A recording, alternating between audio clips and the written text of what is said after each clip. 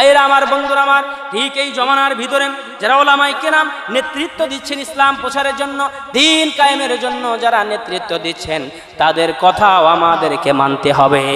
তাদের কথা যদি আমরা না মানি, আমাদেরও পরাজয় আসবে, আমাদেরও জেলে যেতে হবে, আমাদেরও জুলুমের শিকার হতে হবে, আমাদেরকেও এই নিপীড়ন নির্যাতনের মধ্য দিয়ে জীবনটুকুন বিলীন করে দিতে হবে। ঠিক কিনা ভাইয়ের আমার, বন্ধুরা আমার, গভীর মনোযোগ দেন।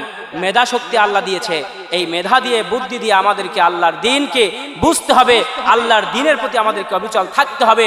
আর আমাদের দলীয় ইসলামিক নেতাদের শাসন এবং তাদের অনুশাসন এবং আমাদের তাদের দেওয়া পথ প্রদর্শনগুলি মানতে হবে। ঠিক কিনা ভাইয়েরা, বন্ধুরা আমার, ভাইয়েরা আমার, এখন বলতে পারেন হুজুর যদি না মানি তাহলে কি হবে?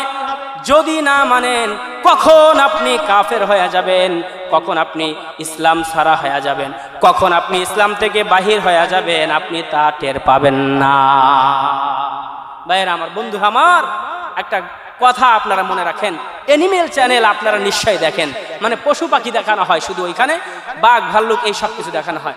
আপনারা লক্ষ্য করলে অবশ্যই দেখতে পারবেন, সেটা হচ্ছে এই যে কিছু কিছু সময় হরিণের বাচ্চাগুলো, জেব্রার বাচ্চাগুলো যখন থুইয়া হরিণ অথবা জেব্রা একটু দূরে সরে যায়, আর ওই আড়ালে থাকা ও পেতে থাকা ওই বাঘগুলো, সিংহগুলো, হিংস্র প্রাণীগুলো আসে, তখন সেই বাচ্চাদেরকে নিয়ে যায়, ধরে খেয়ে ফেলে, কারণ তার অভিভাবক নাই, এই সুযোগে তাকে খেয়ে ফেলে।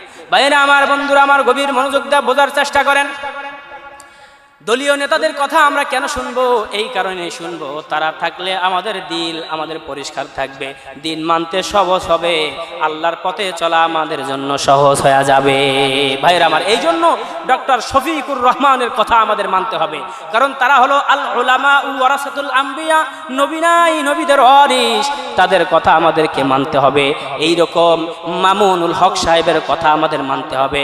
মামুনুল হক আমাদের জন্য একটা আইডল, একটা নতুন কিছু, একটা সিংহ, একটা নতুন আলোদীপ্ত শিকাময়, একটা উজ্জীবিত সংগ্রামী নেতা, তার কথা আমাদেরকে মানতে হবে, বুঝতে হবে। ভাইরা আমার, আর যদি কেউ বলে জাতির তালই, তাদের কথা আমাদের শোনার দরকার নাই। যারা ইসলামকে আঘাত করে, তাদের কথা আমাদের শোনার দরকার নাই। তারা যত বড়ই আলেম হোক, আর যত বড়ই নেতা হোক, যত বড়ই লেবাসধারী হোক না কেন, তাদের কথা আমাদের শোনা যাবে না।